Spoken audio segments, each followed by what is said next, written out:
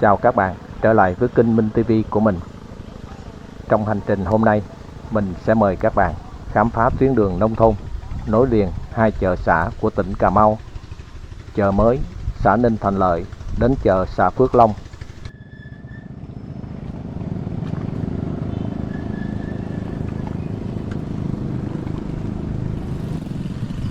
Tuyến đường này không chỉ kết nối giao thương giữa các xã mà còn thể hiện sự thay đổi từng ngày của bộ mặt nông thôn mới, nơi hạ tầng giao thông và đời sống của người dân đang từng bước khởi sắc.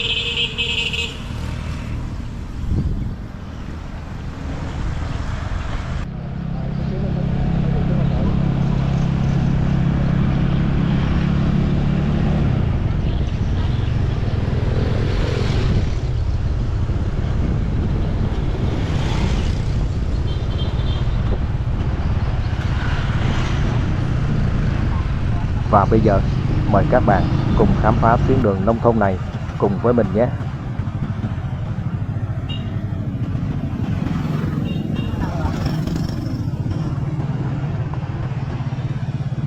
Đây là chợ mới của xã Ninh Thành Lợi, huyện Hồng Dân, tỉnh Bạc Liêu cũ, nay thuộc xã Ninh Thành Lợi của tỉnh Cà Mau.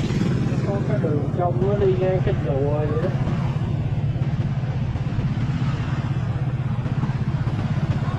Đi đường trong hay đi đường ngoài đó? Đường trong. Qua cầu này quẹo qua đường sau chợ. Có cái đường qua sau chợ nè. Cái đường nó đi ngang cái chùa đó.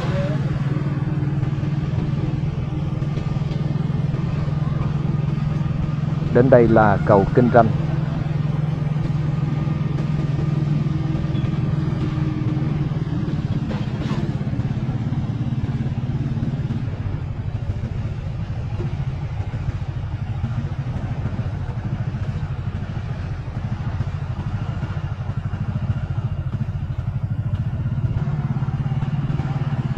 Qua khu chợ mới của xã Ninh Thành Lợi, mình bắt đầu hành trình ven theo tuyến đường nông thôn đi về chợ Phước Long của xã Phước Long. Một đoạn đường quen thuộc mang đậm hơi thở vùng đồng bằng của sông nước miền Tây.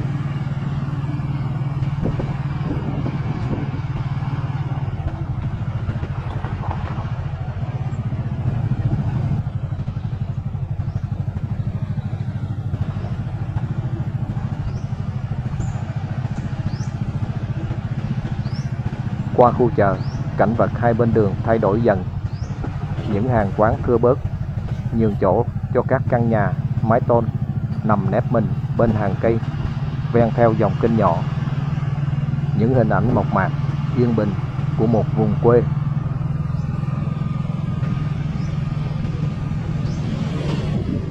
Đây thuộc ấp Cỏ Thum của xã Ninh Thành Lợi, huyện Hồng Dân, tỉnh Bạc Liêu cũ, nay thuộc xã Ninh Thành Lợi của tỉnh Cà Mau.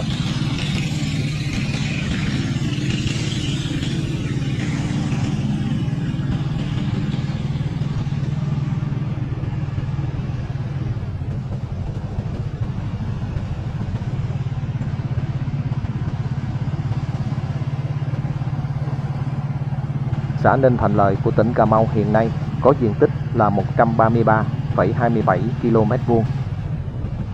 Dân số là 24.791 người.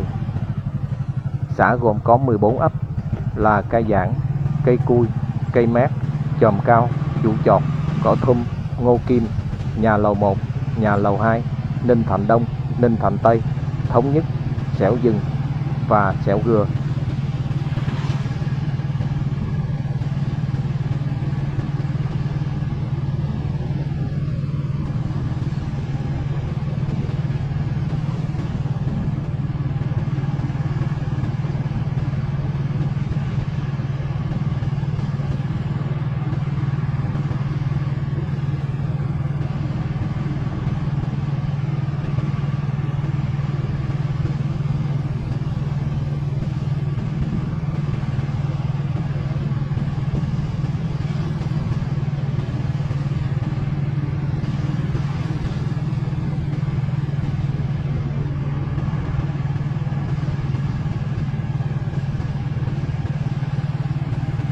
Nông thôn của xã Ninh Thành Lợi, huyện Hồng Dân, tỉnh Bạc Liêu cũ, nay là xã Ninh Thành Lợi, tỉnh Cà Mau.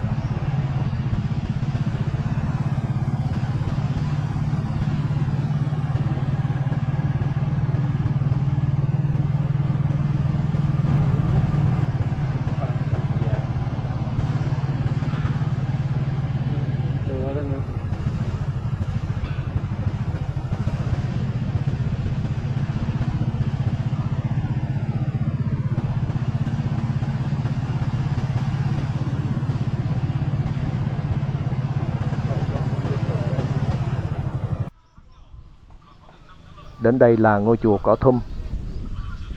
Chùa Cỏ Thum là ngôi chùa Khmer Nam Tông. Tên đầy đủ của chùa là Kropum Menchay Cỏ Thum. Chùa được xây dựng vào năm 1832 tại xã Ninh Thành Lợi, huyện Hồng Dân, tỉnh Bạc Liêu cũ, nay thuộc xã Ninh Thành Lợi của tỉnh Cà Mau.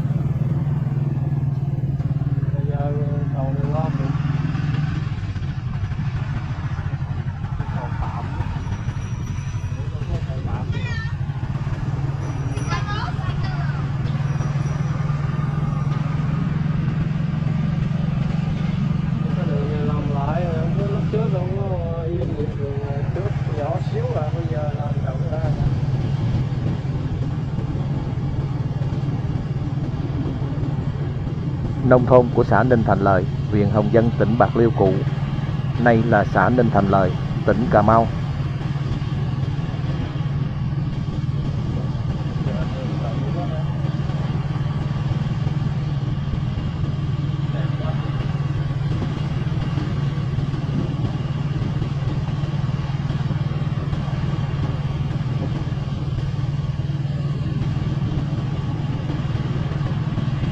Càng đi xa khu dân cư, con đường mở ra giữa cánh đồng mênh mông ruộng lúa trải dài đến tận chân trời. Gió đẩy, lúa nghiêng sóng rì rào. Đây là quãng đường đẹp nhất trên tuyến đường này. Trời cao, đồng ruộng gió mát rượi, làm cho khung cảnh càng thêm yên bình.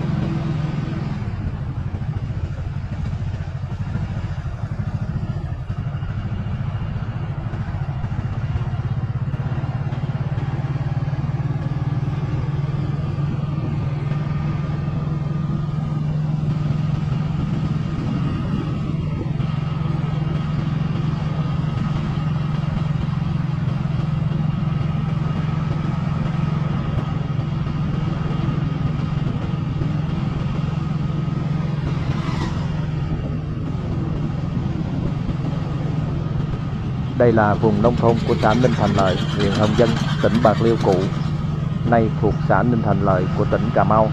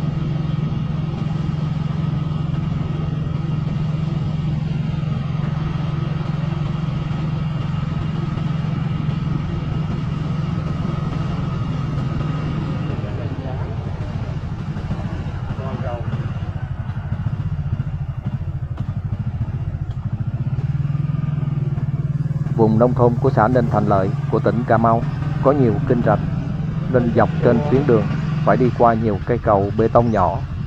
Đây là kênh Tà Hông, nước kênh mùa này đang lớn, nước dâng cao, sát với những ngôi nhà của người dân ven bờ kênh Tà Hông.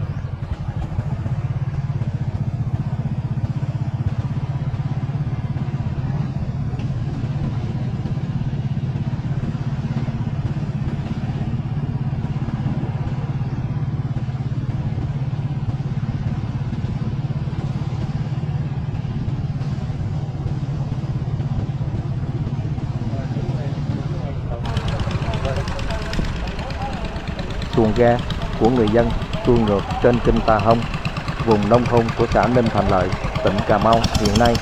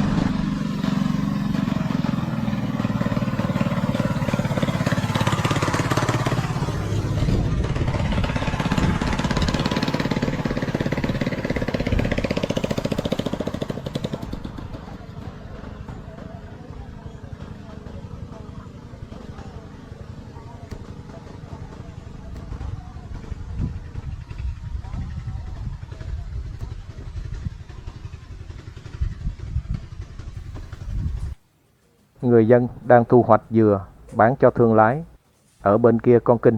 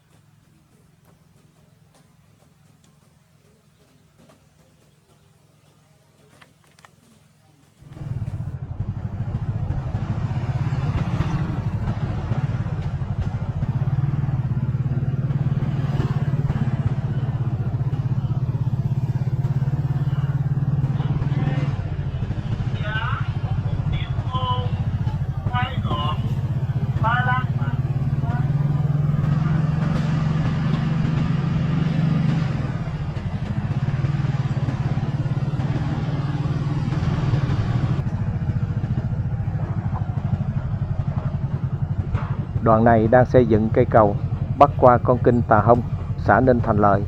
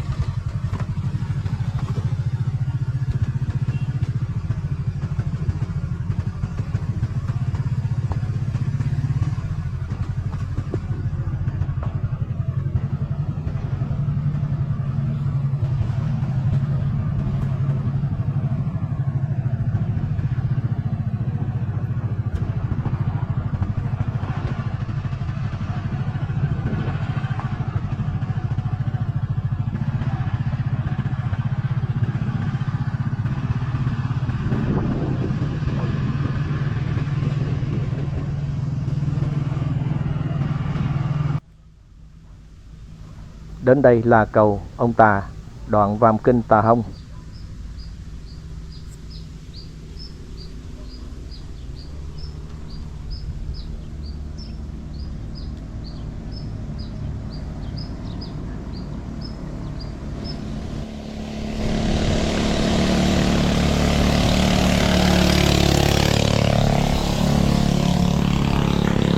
Đây là đoạn Vàm Kinh Tà Hông giao với Kinh Cẩm Hòa.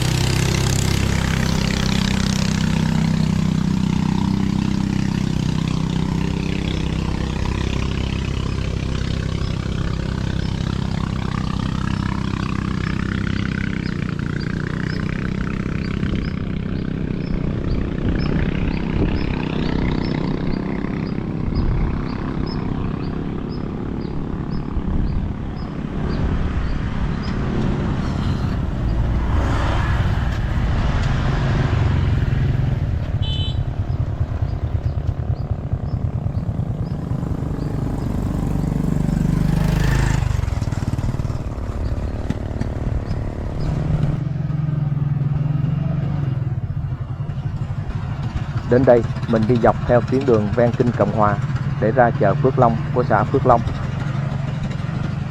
Từ đây ra đến chợ Phước Long còn khoảng 7 km. Tuyến đường chạy ven theo Kinh Cộng Hòa, còn được gọi là Kinh 30 tháng 4.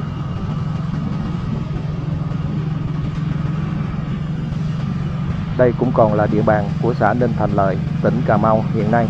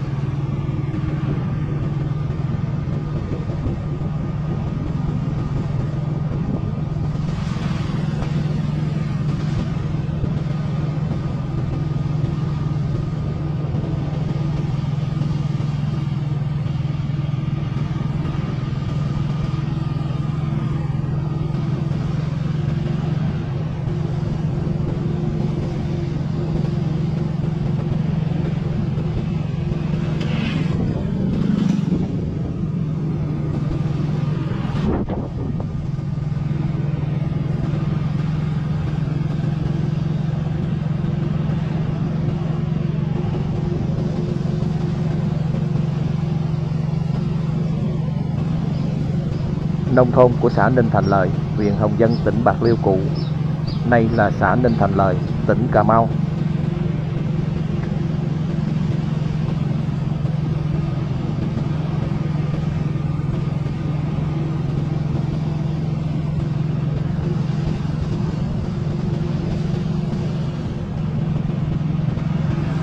Đến đây là hết địa bàn của xã Ninh Thành Lợi, đến địa bàn của xã Vĩnh Phước, tỉnh Cà Mau.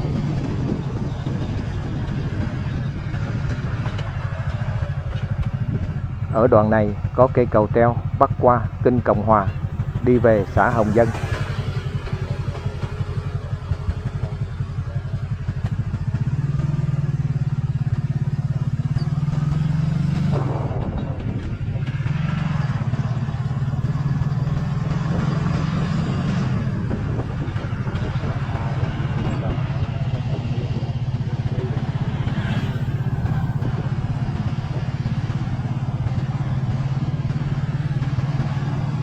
Đến đây là cây cầu 6.000.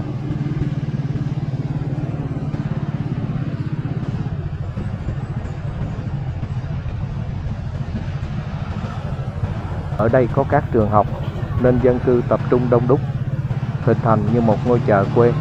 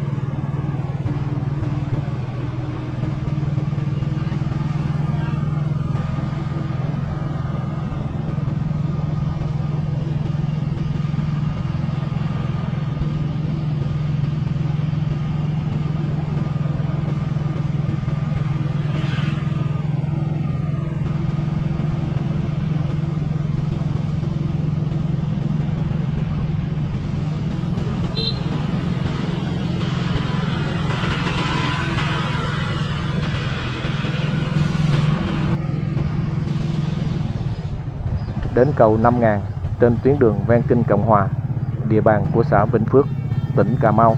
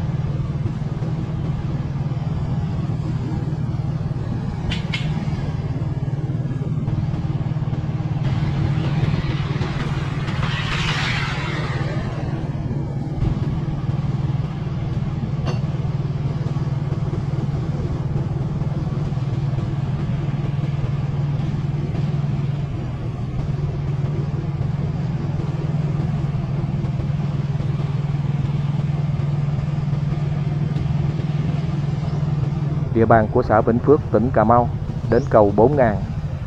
Qua cầu 4.000 là địa bàn của xã Phước Long, tỉnh Cà Mau.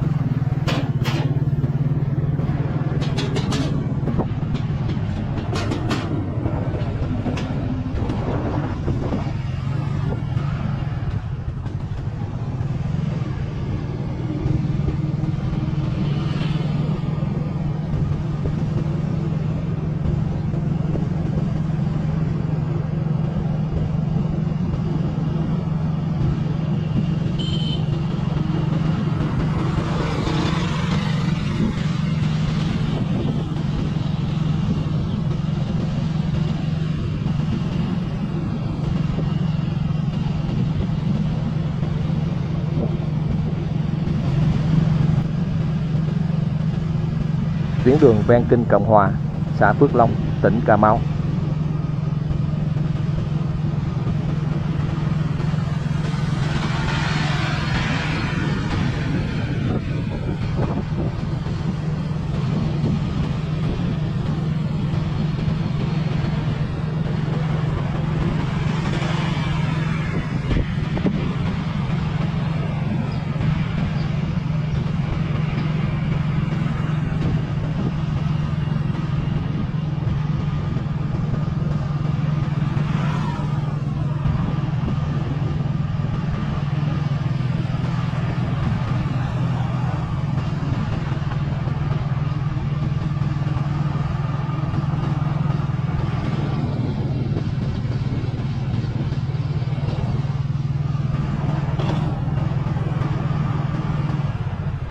Đến kênh 3.000, địa bàn của xã Phước Long, tỉnh Cà Mau, ven kênh Cộng Hòa.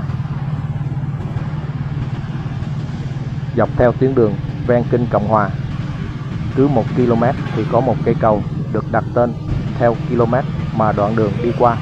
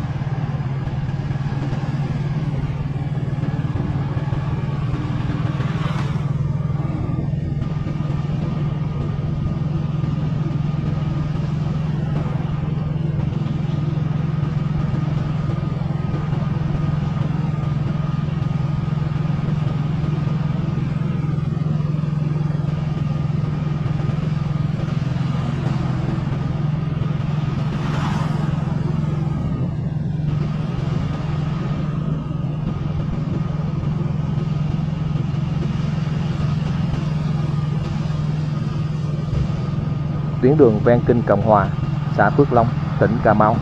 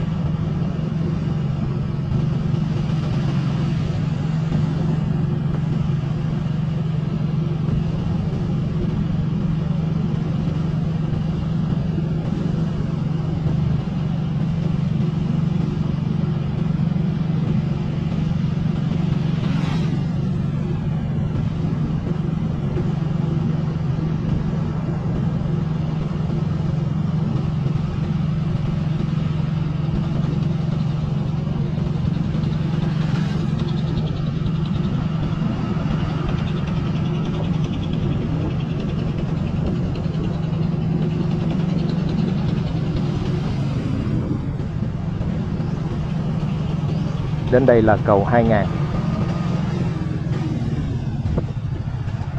Vùng nông thôn của xã Phước Long, tỉnh Cà Mau, ven kênh Cộng Hòa.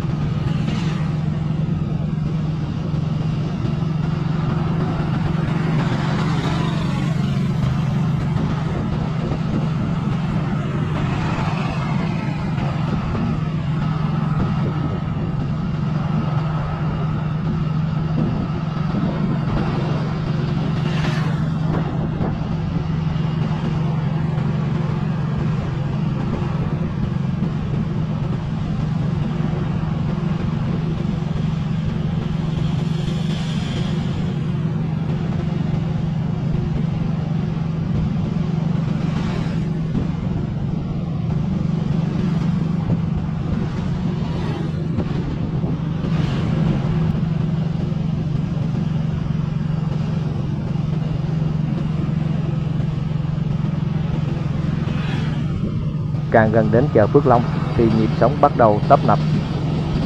Dọc hai bên đường có thêm nhiều quán tạp hóa, quán cà phê, quán ăn của người dân. Nhà cửa người dân sinh sống đông hơn, xe cộ qua lại nhiều hơn.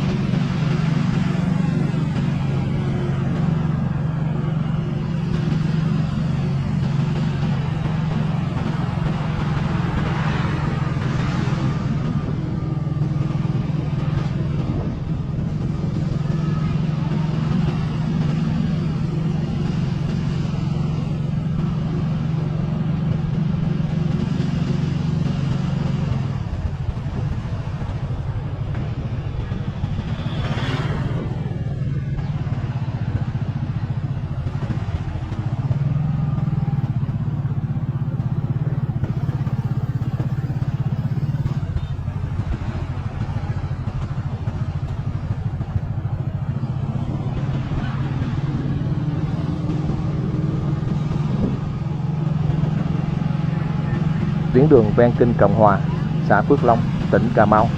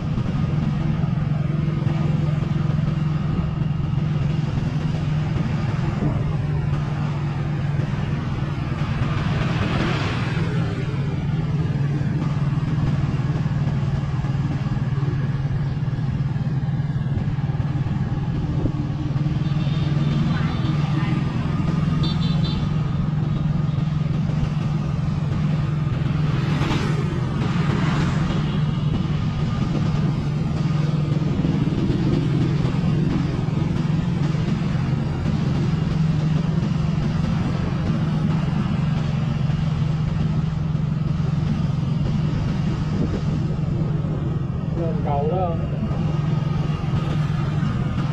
cầu mới làm không lên tiếp mới lên được không qua bên cung vận động Đến đây là cây cầu mới được xây dựng băng qua Kinh Cộng Hòa. Mình sẽ vòng lên cây cầu mới để các bạn cùng xem.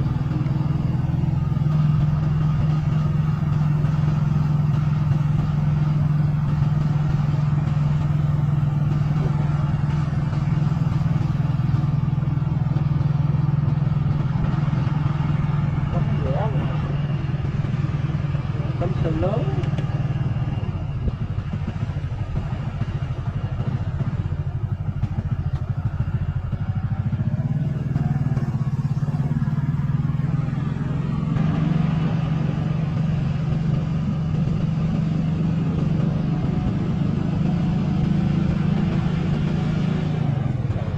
Cây cầu mới được đặt tên là cầu Kinh Cộng Hòa.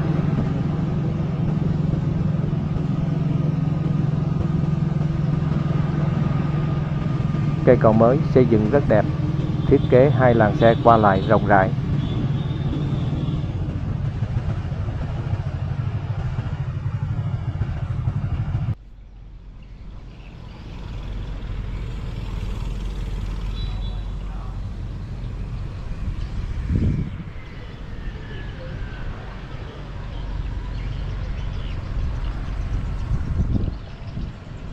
Đây là đường Kinh Cộng Hòa.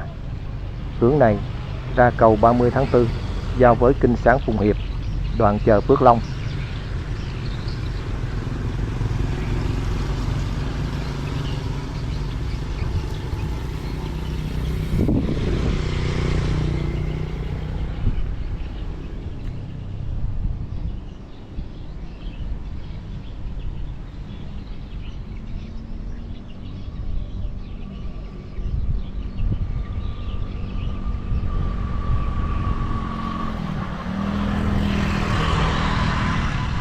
Hướng này đi vào xã Ninh Thành Lợi, mình vừa đi qua.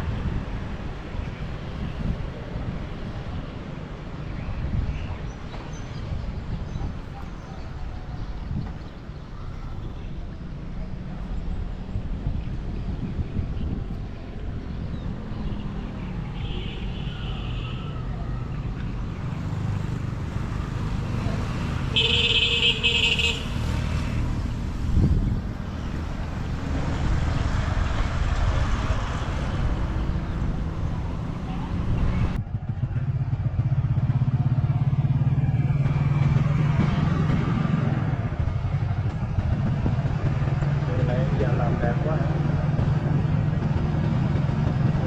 Con ngã đây.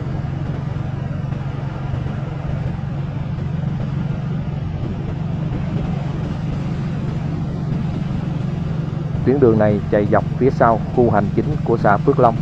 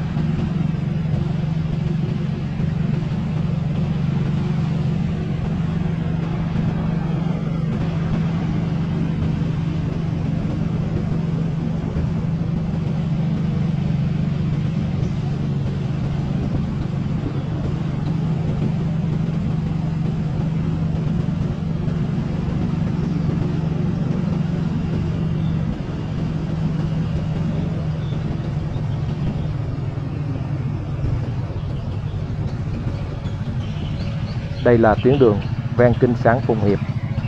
Bên kia là chợ Phước Long.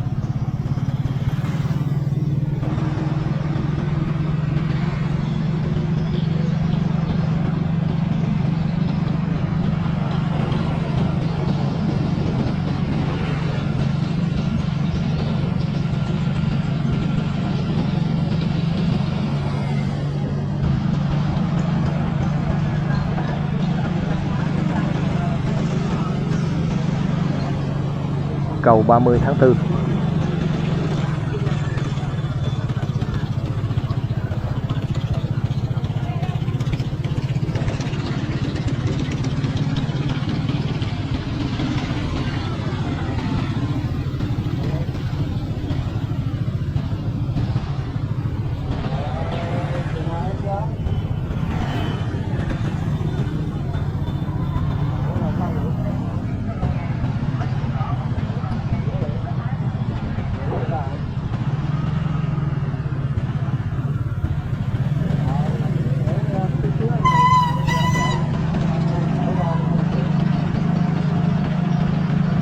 cầu treo Phước Long bắc qua Kênh Sáng Phụng Hiệp.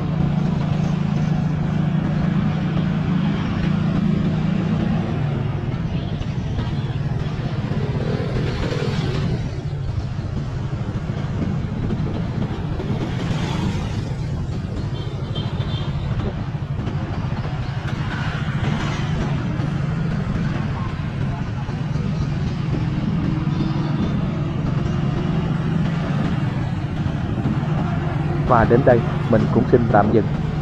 Cảm ơn các bạn đã cùng đồng hành với mình đi hết quãng đường. Xin mến chào và hẹn gặp lại các bạn.